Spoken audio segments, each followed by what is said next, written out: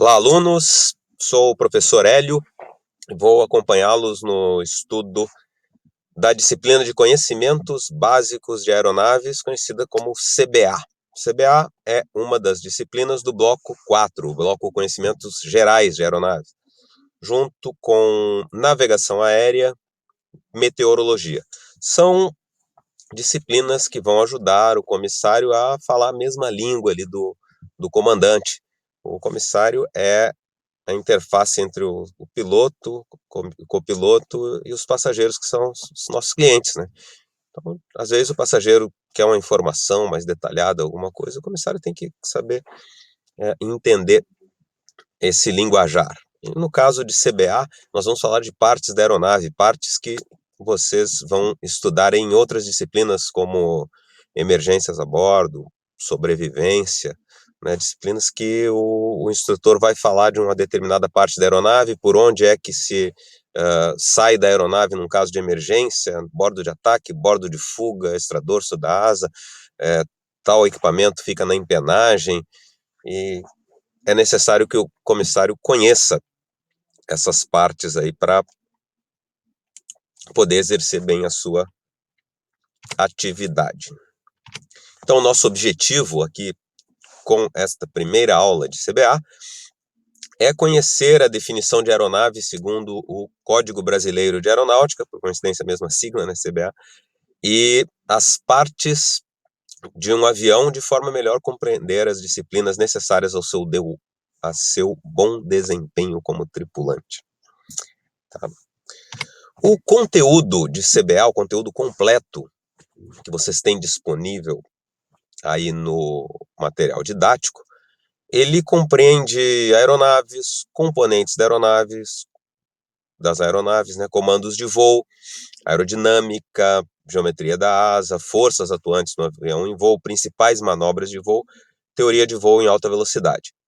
Nós não temos tempo disponível para tratar sobre todo o conteúdo, né? Nessas aulas de CBA, nós falaremos de aeronaves, classificação de aeronaves, dos componentes da aeronave e comandos de voo. Especificamente, nesta nossa primeira aula, sobre aeronaves e seus componentes, uma parte dos componentes. Vamos classificar aeronaves e falar dos seus componentes.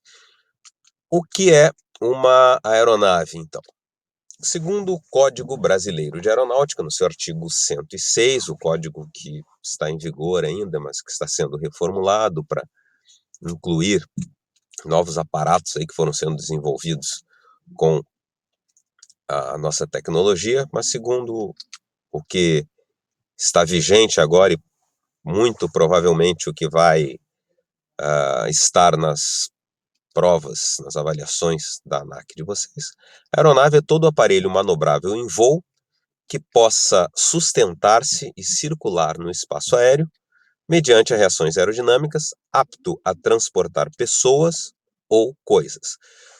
Interessante, aqui nós temos uma frase bem grande, complexa, mas algumas palavras são chave. Manobrável em voo. Então, não é só algo que voe, é algo que possa voar e ter manobrabilidade, subir, descer para a direita e para a esquerda, né? E ser, inclusive, controlável, né? Tem que ir para ter essa manobrabilidade, mas conforme a vontade do piloto, da pessoa que está controlando. Ele também tem que ser capaz de sustentar-se e circular no espaço aéreo, né, por reações aerodinâmicas, né, ou seja, a aeronave ela deve ter aparatos, né, para ela mesma sustentar um veículo que fique sustentado pendurado em outro veículo, né, preso por uma corda, então não é uma aeronave. E por reações aerodinâmicas, interações por estar num fluido. Finalmente, apto a transportar pessoas ou coisas, ele tem que ter essa utilidade aí para ser considerado como aeronave. Nós vamos ver aí que algumas dessas dessas características aí que são descritas na definição de aeronave vão ser importantes quando nós estivermos descrevendo as partes da aeronave, quando falarmos sobre teoria de voo, né? A gente vai voltar e vai remeter a essa primeira parte, primeira coisa que nós aprendemos aqui.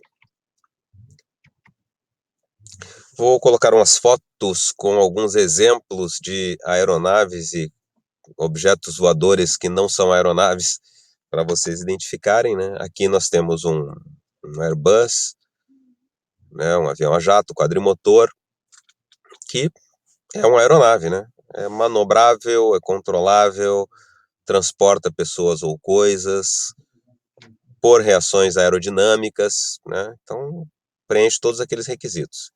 Aqui temos um outro jato menor um pouco, é um caça militar, também todos os requisitos. Aqui nós temos uma pandorga, papagaio ou pipa, né? Dependendo do local, da região do Brasil onde você esteja, mas já não é classificado como aeronave. Isso aí ela tem uma manobrabilidade bastante restrita, ela está cativa a um fio, né? Não está transportando pessoas ou coisas. Isto aqui pode gerar uma dúvida, né? Um dirigível, mas ele também atende a todos os requisitos. Tá? Voa por reações aerodinâmicas, é controlável, é manobrável, transporta pessoas ou coisas, é, portanto, uma aeronave. Nós vamos ver que tem uma classificação especial. Um paraquedista aí na sua queda livre já não é considerado uma aeronave. E aqui, só para exemplificar aqui que a vassoura do Harry Potter, ele aparentemente tem todas as características, mas esse voo dele não é por reações aerodinâmicas, né? Ok? Então, nós podemos classificar inicialmente as aeronaves através daquele requisito que nós vimos ali de aeronave que deve sustentar-se por reações aerodinâmicas. Então, essas reações aerodinâmicas que nós usamos atualmente, né, o que o homem tem usado, as soluções aerodinâmicas que o homem tem descoberto nos últimos anos aí de aviação, né, se nós considerarmos aí os mais leves que o ar, os balões aí nos últimos 150 anos aí de aviação, nós temos dois tipos de solução para se usar as reações aerodinâmicas. A forma como o aparato feito pelo homem se comporta, interage com o fluido no qual está imerso, que é o ar. Então nós temos aeróstatos e aeródinos. Aeróstatos são aeronaves chamadas mais leves que o ar.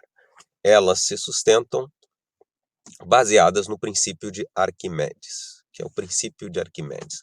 O princípio de Arquimedes diz que todo corpo que estiver mergulhado num fluido, sob a ação da gravidade, ele vai receber um empuxo, um empurrão de baixo para cima, em direção contrária da atuação da gravidade, que é igual ao peso do fluido que foi deslocado. Tá? Todo corpo mergulhado num fluido recebe um empuxo de baixo para cima de intensidade igual ao peso do fluido deslocado. Né? A frase falada assim de uma vez só pode parecer um pouco complicada, mas vamos dividir em partes aí para a gente poder entender. Imagine um balde cheio d'água, uma bacia de água. É um fluido. E eu mergulho dentro deste fluido, digamos que uma garrafa de meio litro, fechada.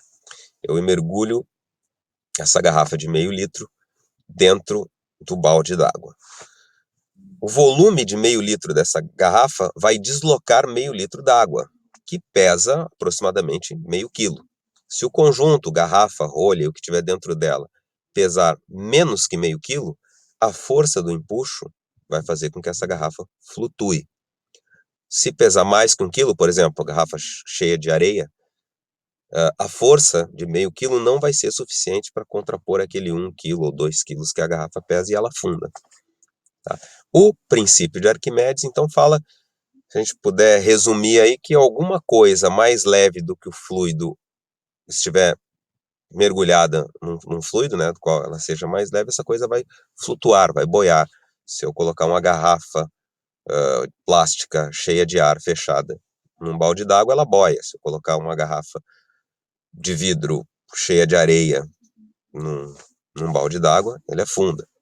Então, usando este princípio, os aviadores aí, né, de antes dos mais pesados que o ar, desenvolveram aparatos que eram extremamente volumosos, preenchidos com algo mais leve que o ar. Um balão era um veículo com grande volume e dentro cheio de um gás mais leve que o ar. Então, esse grande volume deslocava um grande volume de ar que tinha um peso maior do que o peso do conjunto todo. A título de exemplo, Santos Dumont construiu um balão chamado Brasil, era o menor balão dele, talvez o menor da época. Esse balão tinha 6 metros de diâmetro, uma esfera de 6 metros de diâmetro. Fazendo as contas, isso aí corresponde a mais ou menos 113 metros cúbicos de volume. 113 metros cúbicos de ar pesa aproximadamente 113 quilos. Tá? Se o conjunto todo, balão, cordoamento, cesta, piloto e tudo, pesar menos que isso, pesava conjunto sem piloto mais ou menos 50 quilos, 55 quilos, né? Aquilo ali poderia flutuar. E até curiosidade, quando Santos Dumont apresentou o projeto, né, os investidores falaram que aquilo ali não ia voar. E Santos Dumont falou que era só o peso de uma pessoa ali dentro já ia ser grande. E ele falou que ele mesmo seria o piloto. E o Santos Dumont pesava 40 e poucos quilos, 50 quilos, né? Então por isso conseguiu voar. Isso aí então é o princípio de Arquimedes, que diz que todo corpo mergulhado num fluido recebe um empuxo de baixo para cima com intensidade igual ao peso do fluido deslocado. Então, esses aparatos que vão segundo o princípio de Arquimedes devem ser mais leves que o ar. São chamados de aeróstatos. A vantagem deles aí é por ser aeróstato, status remete a parado, estático, eles não precisam de movimento para ter a sustentação, então eles podem parar. Hoje se usa aquele dirigível que nós vimos aí na foto, né, ainda são usados hoje em dia. Por quê? Porque eles podem parar no ar e ficar parados sem consumir energia. Né? Então, é legal para fazer propagandas, é bacana aí para fazer filmagens de eventos esportivos. Né? São os mais leves que o ar, mas tem uma série de limitações e perigos. Então, com o desenvolvimento aí da tecnologia, inventamos os aerógenos, que são os mais pesados que o ar. Os aerógenos se sustentam segundo o teorema de Bernoulli e leis de Newton.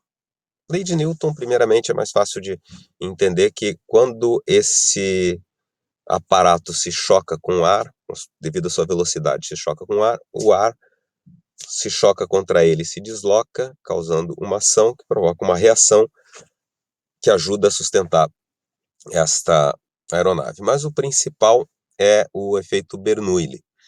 À medida que esse aparato se desloca no ar, o formato dado a certas partes dele faz com que o ar se desloque com maior velocidade na parte superior e menor velocidade na parte inferior.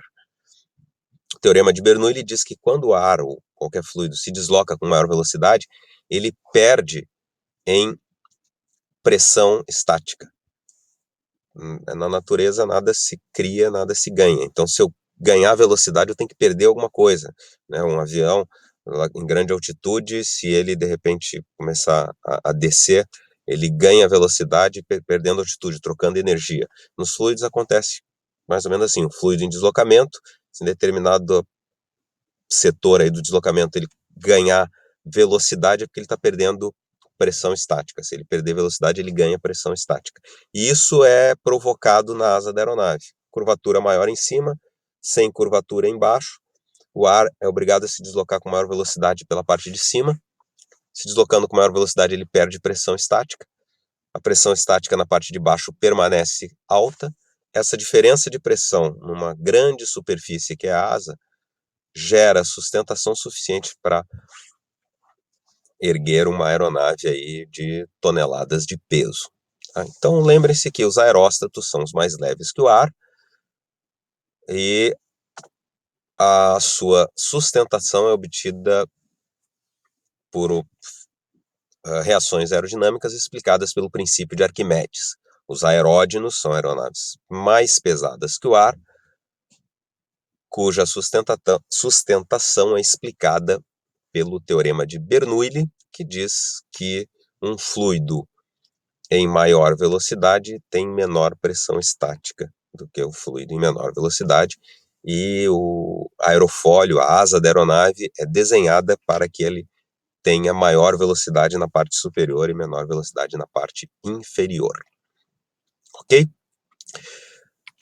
Nós temos essas duas classificações aí de aeronaves, né? Mas para nós, para nossa profissão, aí vai interessar os aeródinos, mais especificamente os aviões. Existem vários tipos de aeródinos, né? Vocês têm aí no material didático de vocês vários tipos de aeródinos. Inclusive, uma questão interessante de se discutir aqui é que eu falei que uma característica interessante dos aeróstatos é que eles podem parar no ar. Os aeródinos não podem, porque eles dependem do movimento, da velocidade, do vento relativo. E o helicóptero é aeródino ou aeróstato? O helicóptero pode parar no ar, então seria aeróstato, né? Mas não, ele para no ar, mas o que dá sustentação a ele, que é a asa rotativa, pá do rotor, continua em movimento. O helicóptero não pode parar com a pá do rotor. A grande vantagem aí do helicóptero, o grande ganho em tecnologia do helicóptero foi dissociar o movimento do aerofólio, que é a superfície que provoca a sustentação, do movimento da aeronave em si. Então, um avião como esse que está aí na foto, ele está grudado na sua asa, então para a asa se mover, o avião tem que se mover junto. O helicóptero não, ele tem a asa dele rotativa, a asa pode se mover sem que a aeronave se mova. Tá? E nós vamos ver então agora aviões aeródinos do tipo avião. Nós vamos conhecer agora as partes dessa aeronave, as partes do avião. Aqui tem um avião simples aí, né? Um avião que é, inclusive, um personagem de um desenho animado, Aviões, que está aí para nos mostrar 5 partes dessa aeronave, das quais nós devemos conhecer os nomes dessas partes. Né? Mais adiante nós vamos entender um pouquinho mais a respeito de cada uma delas, vendo, inclusive, como é classificada a aeronave segundo essas características. Então, inicialmente, nós temos aqui esta parte central aí da aeronave, a parte, digamos, principal, né, que é, estruturalmente falando, né, que é onde as outras partes se encaixam. É o corpo do avião, ou chamado charuto do avião, cujo nome técnico é fuselagem. É uma parte em forma de fuso, né, como se fosse um cilindro com as pontas afiladas. Isso promove um menor arrasto no seu deslocamento no ar, com um bom aproveitamento de volume. A fuselagem, além de ser a parte que sustenta as demais partes da aeronave, ela é a parte na qual são transportadas as pessoas ou coisas que nós falamos lá na definição. Aí na fuselagem que vai a cabine de passageiros, no avião grande, a cabine do piloto, do tripulante, equipamentos, né, compartimento de carga, tudo vai aí nessa parte central que é a fuselagem. Lá atrás, nós temos um conjunto ali de superfícies, uma superfície vertical e uma superfície horizontal, que nós chamamos de empenagem. Aí vem, para vocês poderem associar, quem não está acostumado com esses nomes, né? Imaginem uma flecha lá atrás, ela tem penas que servem para estabilizar o voo. Né? Tem uma empenagem. A aeronave tem essa empenagem, que é um conjunto de superfícies, uma vertical e uma horizontal, que serve para estabilizar e também para controlar o voo, para dar aquela manobrabilidade, a controlabilidade do avião, que nós vimos na definição, né? Ela deve ser manobrável, deve poder circular no espaço aéreo, e é através de superfícies de comando que se situam na empenagem também, além das asas, que nós podemos manobrar e controlar essa aeronave. Lembrem-se, então, que a empenagem é composta de duas superfícies, uma vertical e uma horizontal. Existem outros tipos, nós estamos falando aqui do convencional, do mais comum, né? Mas o normal, o comum, superfície vertical, superfície horizontal, e a função dela é dar estabilidade ao voo e controlabilidade e manobrabilidade. Passamos então para, vamos retornar aqui para esta parte aqui, que neste avião, que tem um motor só, fica no nariz do avião, na frente, mas nós queremos destacar aí é o motor, o grupo motopropulsor, a parte que dá tração à aeronave. Nós vimos que uma aeronave, um avião, é um aeródino. Sendo um aeródino, ele precisa de movimento para ter vento relativo e poder ter as reações aerodinâmicas.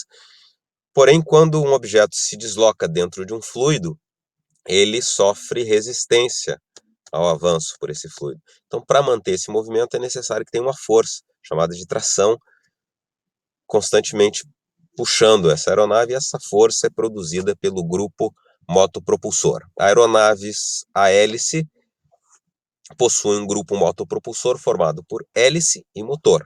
Aeronaves a jato, aeronaves a reação, o grupo motopropulsor é apenas o motor, o jato.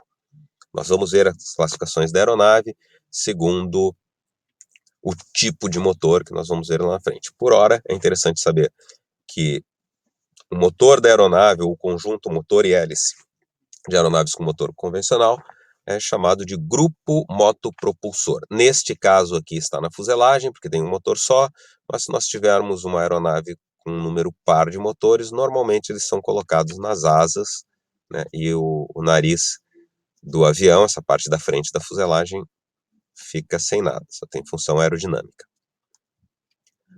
Do grupo motopropulsor, nós podemos passar para a asa, as asas do avião, que são o aerofólio.